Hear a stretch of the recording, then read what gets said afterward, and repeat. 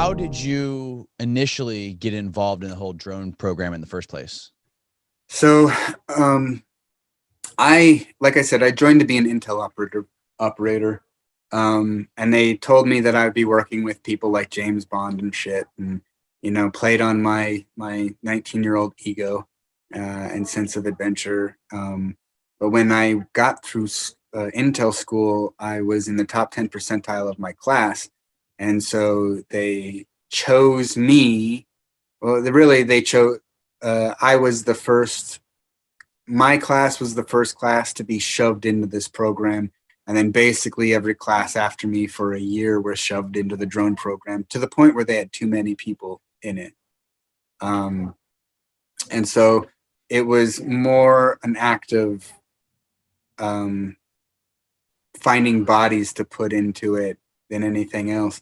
And I even tried to get out. Like when I showed up to the Creech Air Force Base, they told us that our job was to kill people and break things. And I even went to my commander and was like, I didn't sign up to do this. And he was like, are you a fucking pussy? Are you going to do their job? Didn't you not swear in order to defend the Constitution against all enemies, foreign and domestic? And I was like, yeah. And he's like, well, then get out there and do your fucking job, you know? And I was just an airman first class. I was the bottom of the totem pole. And this guy was a lieutenant colonel. Who the fuck am I to talk against this guy? Right.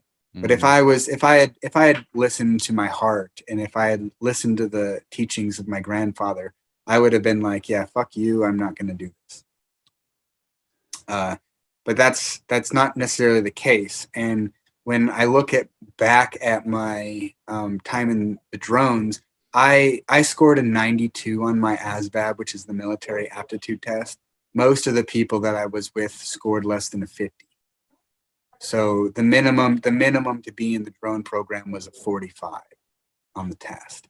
And so really what they wanted was bodies. They were ramping up the program. They needed people to sit in the seat to do the job.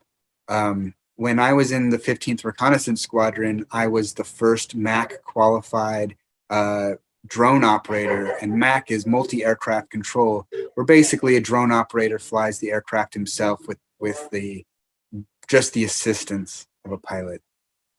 And there were plenty of people that were in my squadron that could not do that job because they did not have the aptitude to monitor and take care of a plane by themselves. And what kind of things were on this aptitude test? Like what qualities were they testing you for? It's basically like reading comprehension, mechanical comprehension, linguistic comprehension. There's 4 categories. I can't remember the 4th category. Is it true that they specifically look for gamers, like people who are professional video game players? Maybe now, but that wasn't the case. When okay, bye. When there was a lot of us that played video games when we were in the military, especially World of Warcraft. There was a whole bunch of us that played that together. And you can definitely tell that there is a skill set that is directly involved with this program. The hand-eye coordination, the ability to instantly recognize whatever button presses that you need to do in order to make the action happen. It's not really that complicated. Nothing near as complicated as playing World of Warcraft. But there was definitely a skill set. If you even just look at the stick control, it was like if you were able to play Microsoft Flight Simulator with a joystick, you were able to do this. And there were a lot of people that their stick control was really horrible, where they took the control stick and they would be like bloop bloop bloop bloop bloop bloop, like so the camera would go down like, so there was the camera didn't have the smooth controls on it, right? Right. And you could definitely tell the difference between someone who was put in the program and without any real skill versus someone who practiced that skill a long time. Over in Europe, they are recruiting gamers for their own programs, like in Norway and England and the UK. They are going to video game conferences, and I have had video feed videos given to me, and people who go to these conferences talk to me about this type of stuff and tell me what is going on. I've not done that myself, though maybe I probably should at some point.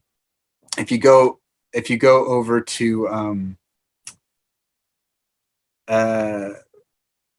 there are these weapons conventions, military technology conventions that happen, and they happen a lot over in Europe. And that one of the guys that goes over there talks to these dudes and what they're recruiting and how they're saying. They'll talk to little kids. They'll talk to little kids and be like, "Oh, do you play Call of Duty?" Even in the United States, like the recruiters will show up. There's been a couple times in my own hometown where they'll show up with a semi truck, and it'll have like United States military on the back of it, and inside will be seats for kids to play video games like Call of Duty, and they'll be like, if you come talk to us for 15 minutes, we'll let you play Call of Duty for 30, right? So they'll use those things to recruit, and they'll say things like, do you want to be a real Superman? Do you want to be a real hero? Do you want to be, all those types of propaganda nonsense that kids would be like, yeah, I want to be a hero. I want to do something good. I want to fight for glory. I want this. Or they'll even recruit gang members who are like, who want the training, who want the experience just so that they can go back into the game. For the most part, the people that I was with at the beginning were not that intelligent, and they were just bodies put in the seat because they just needed someone to man the camera. They hadn't developed the technology to do it automatically with artificial intelligence.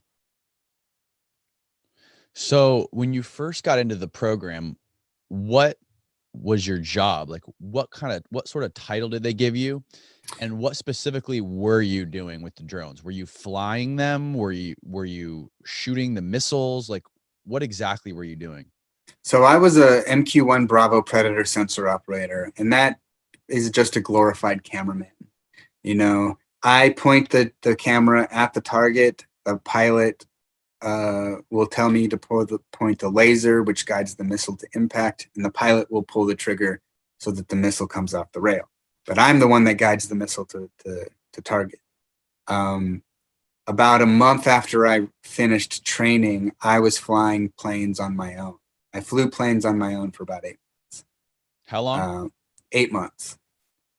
And that means with minimal pilot input.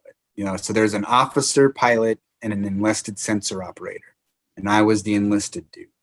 The reason why they have a pilot in the other seat is because pilots are JTAC qualified, so they're qualified to drop ordnance with the approval of a joint tactical air controller on the ground. Who watches our video feed and confirms that that's what they want us to do. And the JTAC is the guy he basically knows what every single ordnance does and its impact radius, percent of incapacitation, which is like, in order for us to fire with friendlies on the ground, there must be a 0.1% of incapacitation, which for the Predator missile is 105. What does that mean? That means that there's 0.1% of loss of friendly life at 105 meters of impact. Loss of friendly life? Yeah. Meaning U.S. troops? Yes. So, like, if there were troops in the area, like a JTAC on the ground with a convoy, and the JTAC, even if we knew that they were within range of incapacitation, if the JTAC says, we are 106 meters away, right? He is saying that we are 1 meter away from 0.1% incapacitation. Even if they're like 50 meters from it, sometimes the JTAC will be like, yeah, fire a missile, shoot these guys. We are 106 meters away, right? And the official report will say that, even though they're probably less. Wow. Um, it's like I shot multiple times, and the first time I killed 3, the second time I killed 2, and the second, everyone always brings up the second one because a child ran into the field of view, right?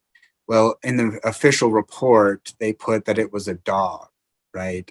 um, because that's essentially what they do. They overwrite what actually happened with their version of events.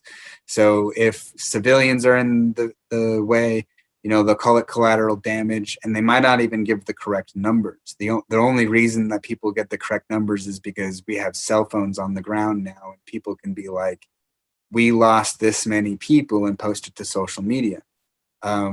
In 2014, I think, there was an app on the Apple Store that every time a drone strike happened, it would mark it on a map, and it would give you local phone numbers to call if there were people in the area.